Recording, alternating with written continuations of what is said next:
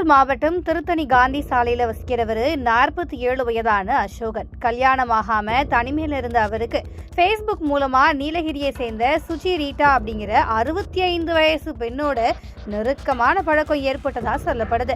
அப்படி ஏற்பட்ட பழக்கத்தை பயன்படுத்தி அவங்க கிட்ட அசோகன் அவசர தேவை அப்படின்னு சொல்லி 3.5 லட்சம் ரூபாய் பணத்தை வாங்கியிருக்காரு.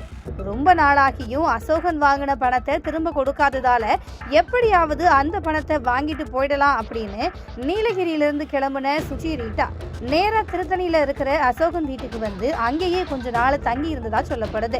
இப்படி 2 பேரும் ஒரே வீட்டுல தங்கி இருந்த நிலையில அசோகன் வெளியே போறப்ப எல்லாம் சுஜி ரீட்டாவை வீட்டுக்குள்ள வச்சு பூட்டிட்டு தான் கிளம்புறத வழக்கமா வச்சிருந்திருக்காரு.